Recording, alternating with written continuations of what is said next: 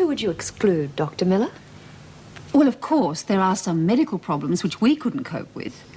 Well, drug addiction for one. And that would be the role of the medical advisor, to examine those cases and decide Paid, which... of course. I'm sure members of the board would not be interested in any personal gain. Of course. On the contrary, I would expect us to contribute as much in time and effort as we would hope the others would do financially.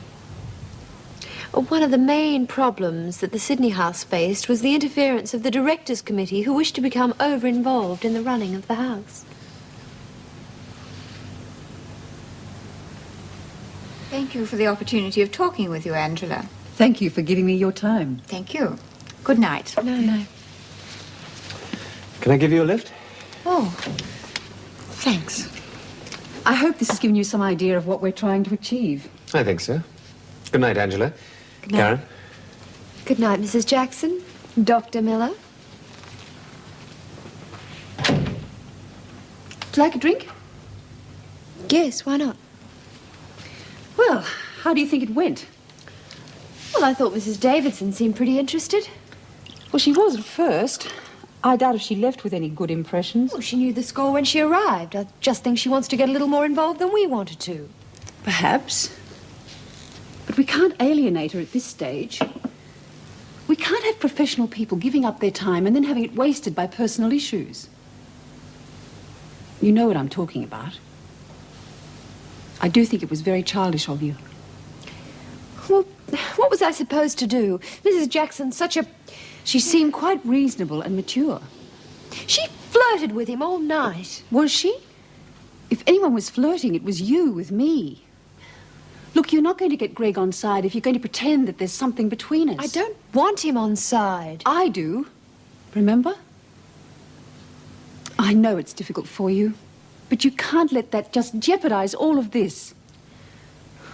I'm sorry. I really am. Do you think Mrs. Davidson will forgive me? Oh, yes. I'm sure she can be talked around. Oh, Angela, I just couldn't ring her up and explain I'll that tell you what. I'll do a deal with you. I'll phone Mrs. Davidson if you phone Greg. Oh, he wouldn't listen to me. He would, if you approach him the right way. You think about it. Good night. Karen's nothing but a childish, selfish It snide. wasn't all Karen's fault. Look, she's an adult. That display this evening was in the worst possible taste. You noticed, then? Oh, how could I help it? All those clever remarks. No, I meant the way she was carrying on with Angela. Well, what way? What sort of an impression did Angela make on you? Attractive, extremely intelligent, and I would think used to getting her own way. Yes, that's what I mean. Well, you can't condemn her for that. She's a businesswoman and making a jolly good job of it, She's I'd making say. a jolly good job of wrecking Karen's future. Well, I think it was rather kind of her to take her in, particularly if she behaves like that all the time. She took her in for her own reasons. I wouldn't exactly call them kind. Angela's a lesbian. Oh, and you think she's seduced Karen? Well, if the way Karen behaved tonight is any indication, yes. So that's what that was all about. Well, Karen was doing most of it. Well, Angela wasn't exactly pushing her away. Oh, come on, let's go upstairs. No, that's not going to do either of us any good. What do you mean? Greg, you can't expect me just to hang around whenever you need some comfort. That's not the reason. My feelings for you haven't changed. But your feelings for Karen have. And until you sort them out, I'd rather we didn't see each other. Meg, it's not like that. Don't go. Good night. At least let me drive you home. No, I'll get a taxi. Karen and I have at least one thing in common. Neither of us wants to play second fiddle.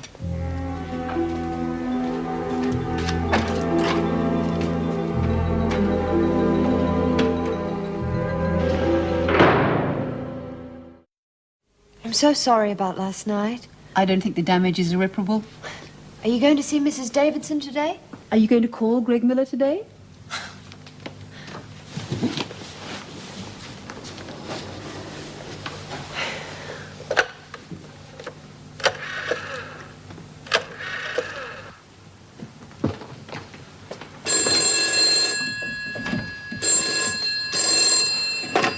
Dr. Miller. Greg, it's Karen. Karen, you just caught me. I was wondering if I could see you sometime today. All right. Well, what about lunch? Meet me at the surgery about midday? Oh, yes, that'd be great. Sorry, I do have to fly now. See you. Yes, bye. Well, that was easy. He sounded almost pleased to hear from me. Is that such a surprise? It is a bit. Well, maybe he's got some things to sort out with you, too. Karen's got a lot of things to sort out. But with time, she'll come good. You think so?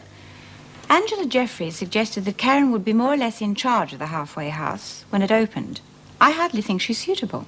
Don't underestimate her. The department says I'm at liberty to take my leave within the next 6 weeks. Well, you'll take it, of course.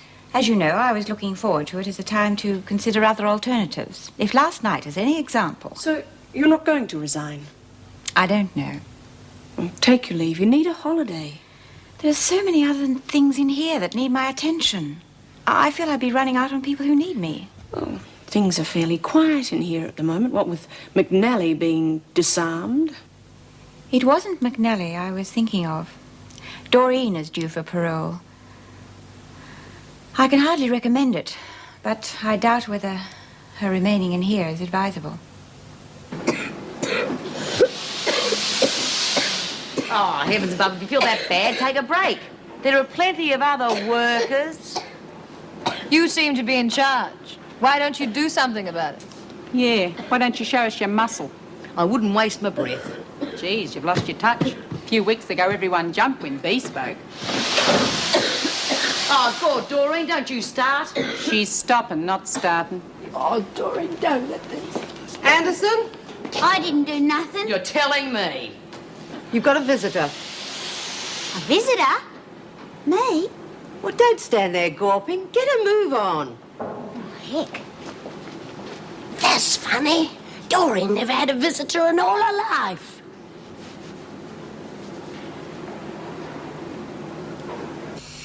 If I wasn't so fond of you, I'd consider this an imposition. Well, it's just as well somebody thought to impose. Your blood pressure is very low. There's nothing wrong with me. I think you can let me be the judge of that. I suppose Mrs. Jackson is responsible for this, is she? How long have you had that cough? I'm just getting over a cold. It's nothing. Your lungs are very weak. Well, what do you propose I do? I don't smoke. No vices, in fact. Except overwork. One of us has to. I believe you've been working overtime. You don't seem to appreciate our position, Dr. Miller. There is a baby on the way. We need every penny. Your health is much more important. Look, I know you can't stop working, but when you're at home, try to relax. You worry too much about Judy. For a girl of her age, pregnancy is a breeze. Yes. What are these for? Well, they'll help clear up your chest infection. But your main problem is exhaustion, and only you can do something about that. I'll be back on Thursday. In the meantime, just take it easy. Bye-bye. Goodbye, Doctor.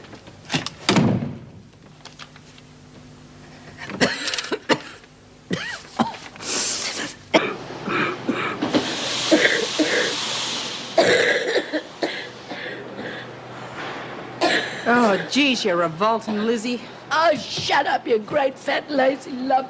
Don't waste your energy. I wish Dora'd come back. At least she was working. I wonder who her visitor was after all these years. Maybe it was her long-lost brother. No, I reckon it had something to do with the great Mrs. McNally. Really?